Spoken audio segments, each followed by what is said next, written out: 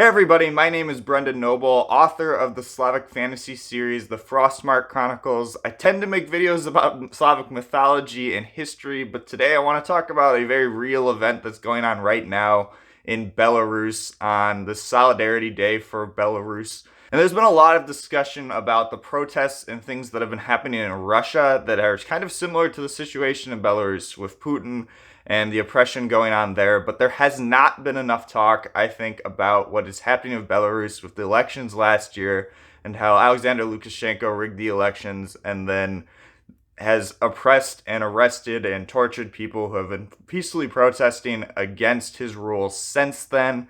And I want to talk a little bit about Belarus and what is happening there and what you can do to potentially get more involved to help out the people of Belarus that are seeking a free election.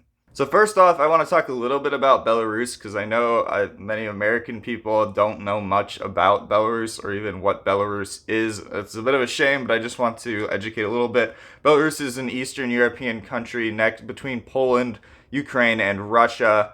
It speaks similar language to Russia, but speaks Belarusian, not Russian, and much of that influence historically since the USSR period has lingered in Belarus. They suffered under the USSR for many years, and then even when the USSR's rule ended, not far later, Alexander Lukashenko's rule began. So I won't go into too much about Alexander Lukashenko's history, but he has ruled Belarus for over 20 years, in which case there's been some controversies in the past, but this previous year's election in 2020 was the worst of all. A little bit of context around this is that Lukashenko's popularity had been consistently dropping over previous years, and going into this election, it was actually thought that he could potentially lose for the first time. There were a lot of candidates who came up against him, many who came up with different platforms that I won't go into, but were encouraging free and fair elections, which is the main thing that has become the disputed aspect around Lukashenko and the elections.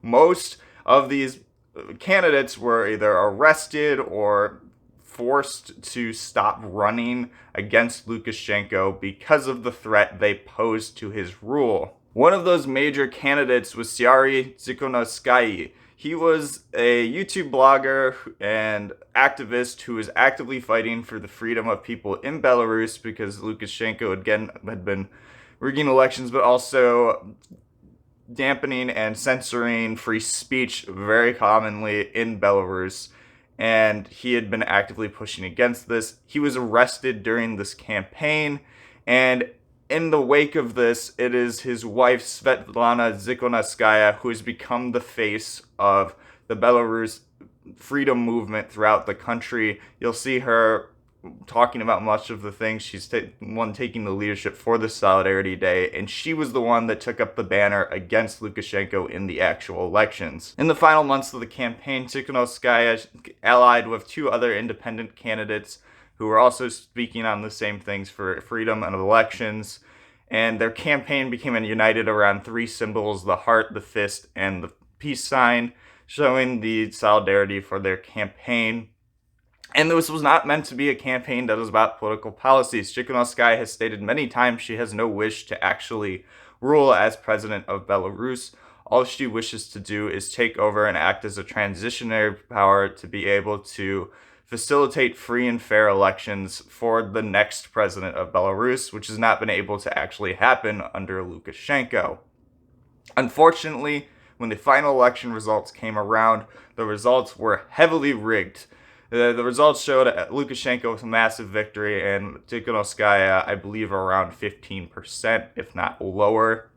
When the poll counters at the actual polling stations, though, took pictures and posted and compiled many of the results that throughout the country, it actually showed very quickly that Tsikhanouskaya had managed to have a majority, if not a massive majority, of the vote in the election, and massive protests have been the result. You need only search the term Belarus on Twitter or at any other social media site to see what the thugs, and not really even police, the thugs have been doing to protesters throughout Belarus.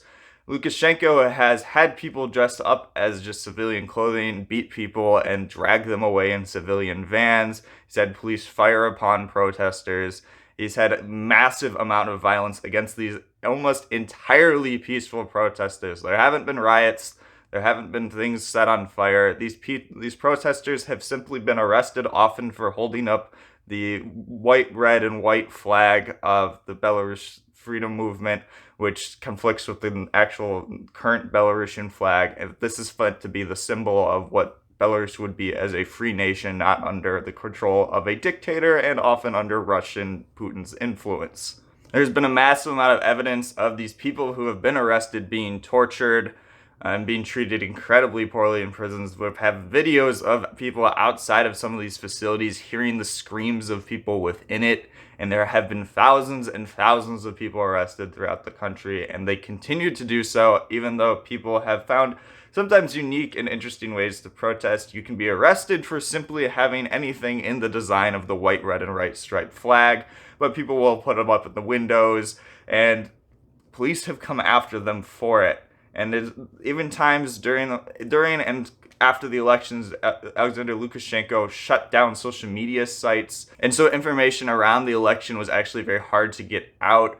One of the main aspects of trying to spread the news was through the website Telegram, which is a Polish website that tries to get around a lot of the restrictions that were placed on the internet in Belarus. And we were able to get some information out of the country, but things continue to be restricted. Protests continue months and months later, and we have seen no progress in terms of Lukashenko stepping down. But there are ways in which we, as people even outside of Belarus, can help the people within Belarus try to earn their freedom. The first way to do that is to call your senator or your representative, or what the equivalent is in your country, and ask them to place targeted sanctions on the Lukashenko and the leaders around him and the oligarchs around him in Belarus that are continuing to oppress the people. Ask that we don't want sanctions on Belarus in general, because that would negatively impact the people, but this outside pressure can be effective against individuals within the government often. The second thing you can do is to donate towards causes that are helping the people who are protesting and being arrested with legal defenses, but also just helping them get out, and so they're not being tortured or placed in jail for ridiculous amounts of times. You can check in the links down in the description below to some places to donate to help out there. You can also just spread the word on social media, on whatever platforms you have, Twitter, Facebook, Instagram, no matter how small your following is. Because people don't know so much about the situation, simply talking about it more can help encourage and get people to know more about Belarus and stand in solidarity with Belarus as they go through this very dark time in their history. I just want to end on the fact that many in America, we often fail to look at places outside our own borders when it comes to things that are happening around the world. And I really believe that we, as world leader, as one of the most powerful countries in the world, have a responsibility to at least speak out against things that are happening, especially on such an area that is very close in Europe. We imagine Europe to be often supposed to be the most advanced and politically free places in the world, but we still have countries that are oppressing their people and leaders that are acting like dictators in a faux republic. And so if we can even do things such as talk and donate to help people in these countries earn freedom and earn the right to actually vote, I believe we have the responsibility to do so. Thank you for taking the time to listen to this video, and I hope that in the next coming months and years, we can see freedom for Belarus and real elections for the first time in a long time.